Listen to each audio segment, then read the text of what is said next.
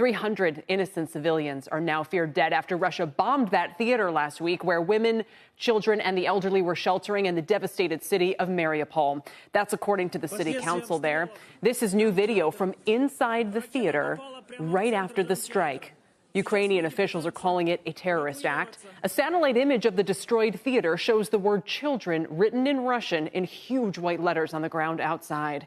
Mariupol has seen some of the worst horrors of the invasion, including an airstrike on a maternity hospital and indiscriminate shelling of apartment buildings and homes. Listen to this mother from Mariupol who survived and escaped the city. I don't know really how to describe it, because you don't know, will you be alive in a minute or no? Will your son will be alive or no? One night he said to me, my son, he is 10 years old. Sorry, just 1 minute. He asked me, Mama, will I see my birthday in August or no? Will I be alive? And I didn't know what to say to him. Up north, a humanitarian catastrophe is unfolding in Chernihiv, according to a local official. It's a city north of Kyiv, closer to the border with Russian ally Belarus. The city's mayor recorded this video. He says Russian bombs destroyed a critical bridge that linked his city to the capital. The mayor says the bridge was a major supply line for humanitarian aid and an evacuation route for the wounded. Sky News special correspondent Alex Crawford shows us the desperate situation there and a warning. The following story has graphic images of injuries from war. Chernihiv's being bombed relentlessly. We're with a convoy taking in aid and hoping to reach those still there.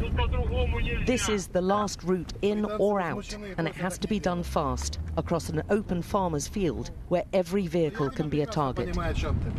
The city's surrounded on 3 sides by Russian troops at this point, and there's a stream of cars ferrying the civilians out of the combat zone.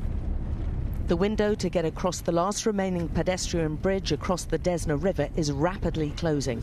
But the Russians have spotted this escape route, and minutes after we arrive, they hit it.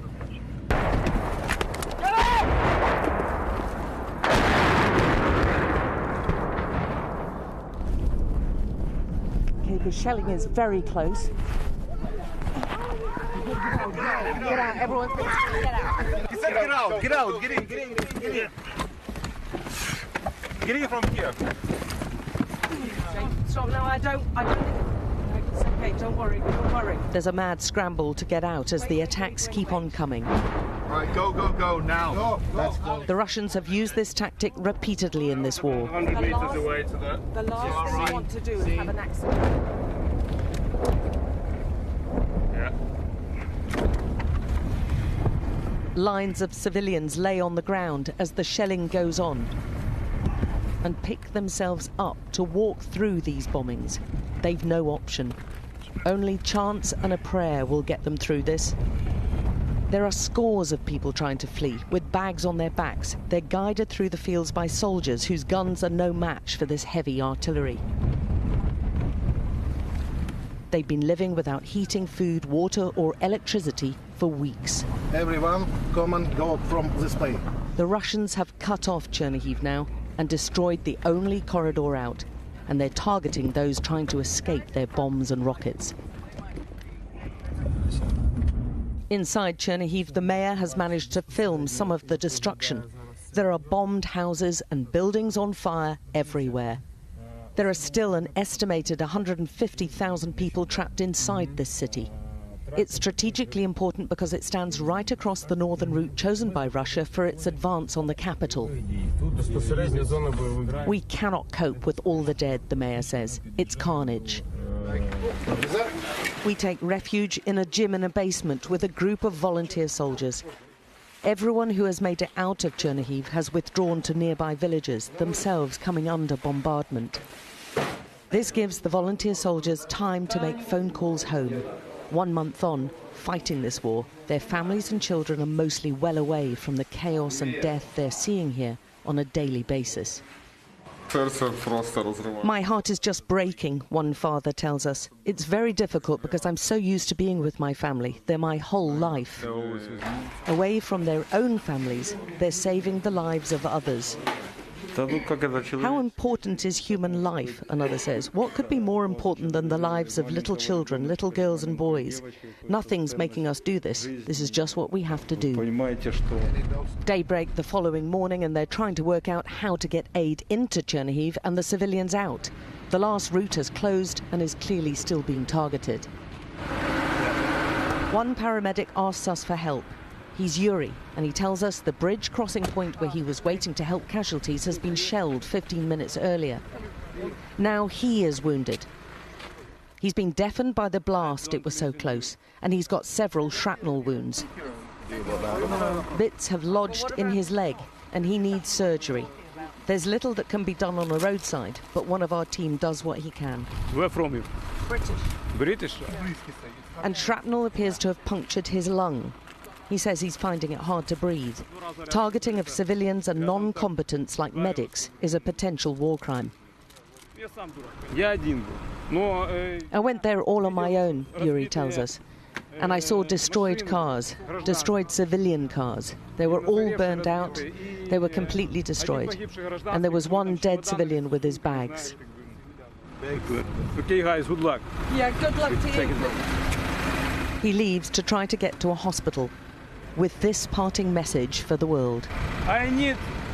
Our country need your help. Good luck. Nearby, a farmer's field has been littered with the remains of cluster bomb rockets fired from a multiple rocket launcher. We've consulted several independent experts, including the investigative group Bellingcat, who've identified them as cluster munitions. They're being used by both sides in this war, but the angle suggests they've been fired from Russian positions. The United Nations is investigating the use of cluster bombs as possible war crimes. From inside Chernihiv, they fear they're the next Mariupol. They're trying to create as big a humanitarian disaster as possible, one Chernihiv official tells us. Because they can't get the city militarily, they're trying to force us to give up this way. There are constant sirens warning of attacks on the surrounding villages. And those desperate to leave know every movement comes with risk, including the buses taking them out of here, which they patch up hurriedly. This was hit when it was full of escaping women and children. Chernihiv is really being hit by tank fire, being hit by jets, he tells us. Some people haven't been able to get out for 2 weeks. Those who've made it out talk of a nightmarish existence. It's hell there. It's hell, this mother tells us. My children's godmother is still there. It's not possible to leave the shelter. There's no food, no gas, no electricity. It's just like Mariupol. Everyone's cut off. They're distraught and terrified. Chernihiv used to be so beautiful, she says. The rituals of death are crammed in between the shellings as those left behind struggle to live. For those here, this isn't real living. It's just surviving. And those trapped in Chernihiv cannot know how much longer they can hold out. For the news, I'm Alex Crawford.